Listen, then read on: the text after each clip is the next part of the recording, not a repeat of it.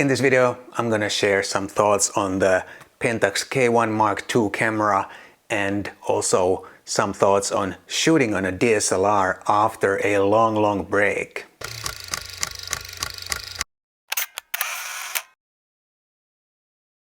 Hi guys, my name is Matti Sulanto and I'm a photographer. And in this video, I'm gonna share some thoughts on the Pentax K1 Mark II DSLR and also some thoughts on shooting on a DSLR after a long break. But first, I'd like to say big thanks to Focus Nordic for lending me this camera so I can make this video. This is not a new camera. This was announced in February 2018, so almost 5 years ago. It's been a while since I last used a DSLR. I don't even remember when it was, but it's several years ago. However, it's not my first time with a Pentax. My very first system camera was a Pentax, but that was something like 40 years ago or so. I have also used many digital Pentax cameras over the years, but not for a long time. The only kind of Pentax that I use all the time is the Ricoh GR3 and the 3X. Pentax is owned by Ricoh these days, so I guess this is pretty much the same thing as Pentax, or this is pretty much the same thing as Ricoh. And it even says Ricoh Imaging Company at the bottom of the Pentax K1. Pentax used to be well known in the film era. They had so many legendary 35mm cameras, and also their huge SLR look-alike 6x7 was loved by many photographers. Today, Ricoh Pentax is quite a niche camera manufacturer.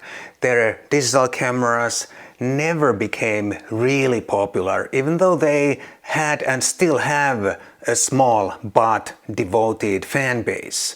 Their full frame was overdue and they were never really interested in mirrorless. They had and they still have many unique and a little bit unusual features in their cameras. But after about 2010 or so, Pentax started slowly fade. Maybe the competition in the mainstream is too tough and the market is not exactly growing. But it's still a shame to see Pentax kind of fade away, because they obviously know how to make cameras, and I wouldn't mind if there was one more brand to choose from. Then about this camera. The user interface is slightly different from the rest. Pentax users probably love it, but it definitely takes a bit of time to get used to. Once you get the hang of it, it's actually quite nice, and you have many direct controls and you can access many frequently used features with the dials and buttons. But the camera definitely looks a little bit intimidating, maybe with all these buttons and dials. I have the Pentax 50mm f1.4 mounted on the camera, and this combo is built like a tank, but it also weighs like a tank. This combo with the strap weighs just under 2 kilograms. To put that in perspective, my Sony a7 IV with the 50mm Viltrox 50mm f1.8 lens weighs just over 1 kilogram. So a little bit like half of the Pentax combo. It's not exactly equivalent combination because the Viltrox is only f1.8 lens, but it still gives you some perspective. Despite of the huge size and weight, this handles surprisingly well. There's a generous grip and it's surprisingly nice to hold and use. I had absolutely no problem walking around with this camera. It did not feel insanely uncomfortable or too heavy. But still, it's kind of hard to justify the size and the weight, because there are so many much smaller, really capable cameras today. you really have to love the form factor if you want to carry this type of setup all the time. Optical viewfinder is really nice because you literally see through the lens, and some people also complain that electronic viewfinder gives them headache, and especially for those, optical viewfinder is probably better choice. However, you can't see how the picture is going to come out until you actually take one picture and then take a look. And also these modern focusing screens in these autofocus cameras, they don't really show you the depth of field as precisely as those old school focusing screens in manual focus film cameras. If you're shooting something critical, you may want to take a test picture first before you take any of the real pictures. But in most normal shooting situations, there's no need for any kind of test pictures.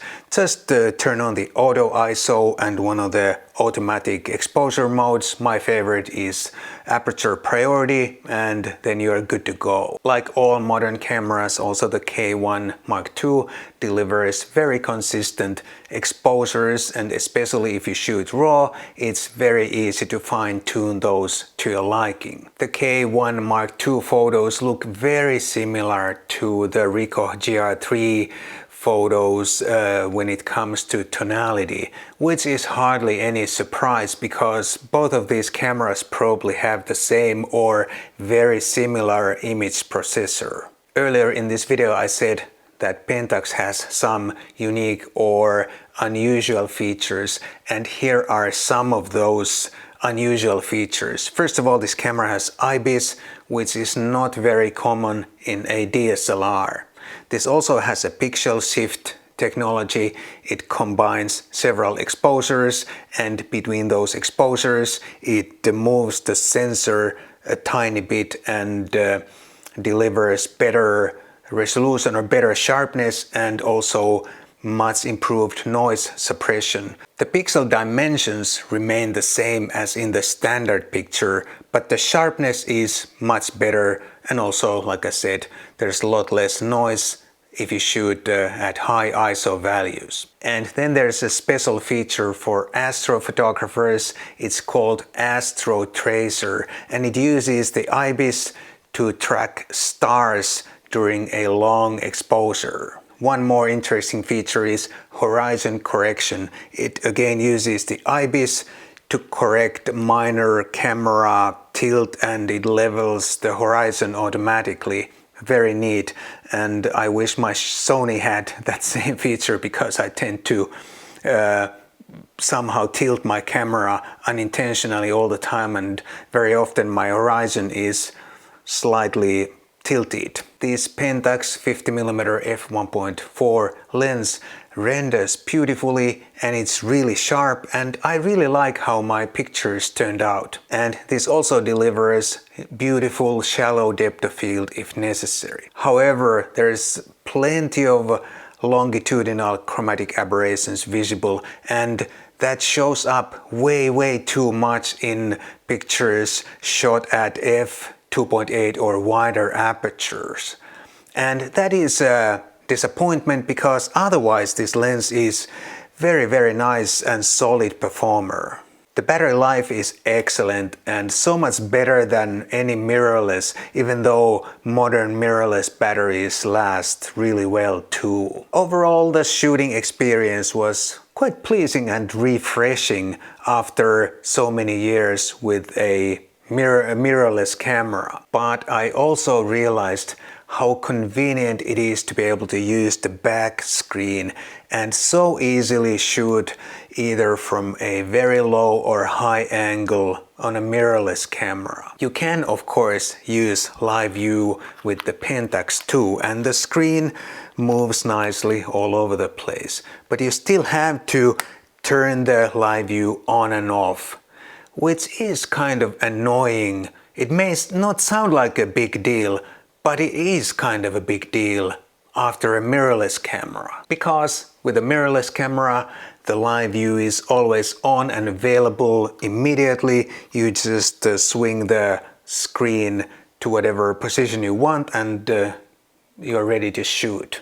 But all in all, I had good fun with this Pentax K1 Mark II, and it was a refreshing and nice experience. And it would really be nice to see a proper mirrorless Pentax system camera, but I'm afraid we will never see that. I hope you enjoyed this little user experience with the Pentax K1 Mark II, and if you enjoyed it a lot, please consider buying me a cup of coffee. There's a link down below for that if you don't live in Finland. Your support means a lot to me and it helps me to make more of these videos for you guys. Thank you so much for watching, and I'll see you again in the next one.